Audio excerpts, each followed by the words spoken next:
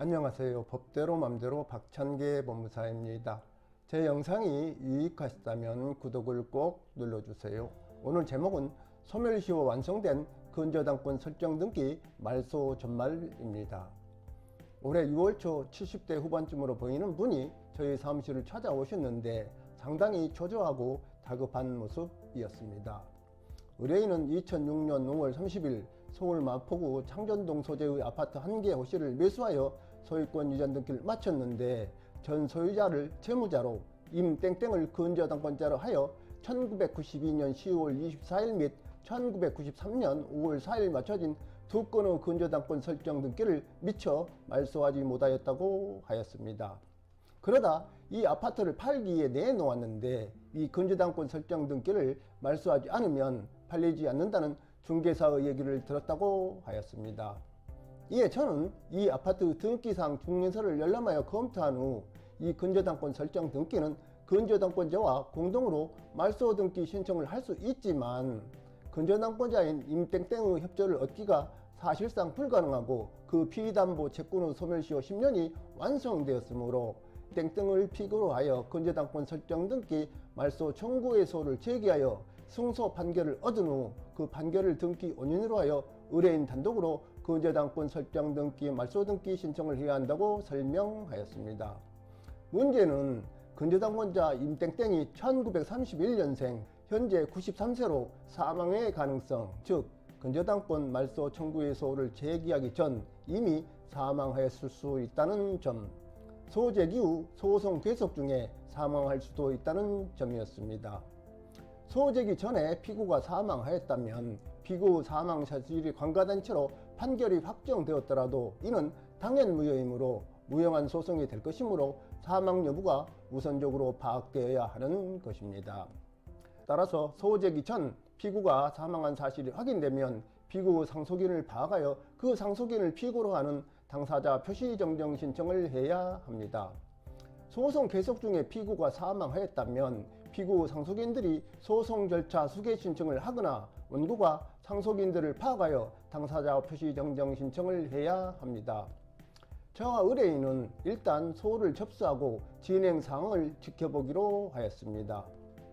소장을 접수한 후 소송 진행 사항을 주시하던 중 소장이 피고에게 송달되었음이 확인되었고 4개월여가 지난 뒤 잡힌 변론기일에 피고와 아들이 출석하였는데 그가 피고는 소제기 전에 이미 사망하였음을 밝혔다고 의뢰인이 저에게 전해 주었습니다.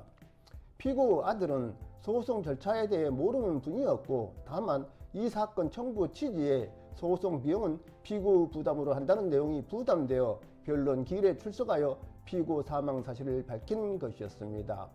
즉 소제기 전에 피고가 사망하였으므로 소송 절차의 수개의 문제가 아닌 피고를 임땡땡이 아닌 임땡땡의 상속인들로 당사자 표시 정정을 해야 할 상황이었습니다. 문제는 임땡땡의 상속인을 파악하여 당사자 표시 정정 신청을 하려면 의뢰인으로부터 또다시 임을 받은 후 피고 사망 사실을 밝히고 피고 기본증명서, 가족관계 증명서 등을 제출하라는 보정명령을 하여 줄 것을 법원에 요청한 후 법원의 보정명령에 따라 이의 증명서를 발급받은 뒤 별도의 임을 받아 상속인을 특정하여 당사자 표시 정정을 신청하고 소장 송달을 위해서는 또다시 임을 받아 상속인들의 주민등록 처분을 제출하는 보정명령을 신청하는 등 절차가 매우 번잡하다는 것이었습니다.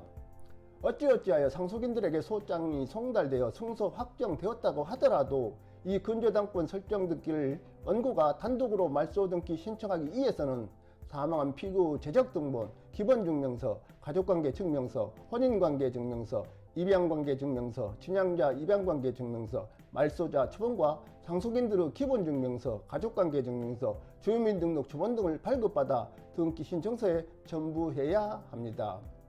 그래야 저는 의뢰인에게 지난번 변론기일에 출석한 피고 아들의 연락처를 알고 있는지 물었고 알고 있다고 하기에 그에게 연락하여 소송을 계속 진행하는 것보다 어차피 말소되어야 할 등기이므로 상속인들의 관련 서류를 발급받아 보내줄 수 있는지 알아보라고 하면서 필요한 서류 목록을 문자로 보냈습니다.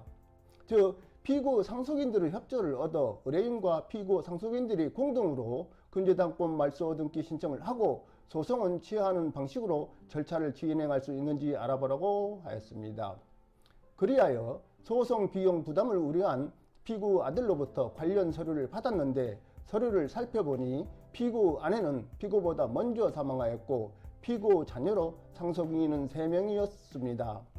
그런데 피고 자녀인 상속인 중 한 사람이 피고보다 먼저 사망하였고 그는 혼인 중 자녀 3명을 둔 상태에서 사망하여 대습 상속이 이루어진 것이었습니다.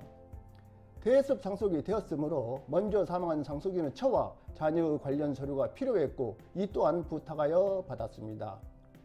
한편 근저당권 설정 등기를 말소할 때에는 등기 이임장에 등기 의무자 인감달인과 인감증명서를 첨부할 필요가 없는데 등기필 정보가 없을 경우에는 자격자 대리인이 확인 서면을 작성하고 이임장에 등기 의무자 인감달인과 인감증명서를 첨부해야 합니다. 이 사례에서는 근저당권 설정 등기가 마쳐진 지 30년이 넘었으므로 등기필 정보가 없을 것임이 분명함에도 이를 간과하고 등기 이임장에 상속인들의 인감날인이 아닌 막도장 날인도 무방하다고 설명하고 인감증명서 발급도 요청하지 않았고 확인서면 또한 작성하지 않았습니다. 뒤늦게 이러한 사실을 파악한 저는 부랴부랴 의뢰인에게 연락하여 사정을 말하고 피고 상속인들로부터 이임장에 인감을 날인하고 인감증명서를 받는 한편 대면 확인서면 또한 작성하였습니다. 그리하여 모든 서류를 완벽히 갖추어 등기 신청 대리를 하였고 마침내 두 건의 근저당권 설정 등기가 말소됐음을 확인하고 의뢰인의 이임을 받아 근저당권 말소 소송 취하서를 작성 제출하였습니다.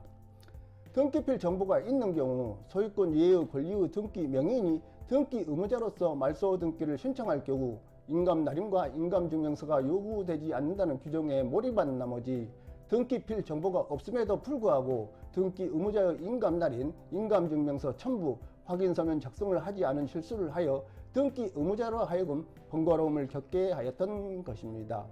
오늘은 여기까지입니다. 감사합니다.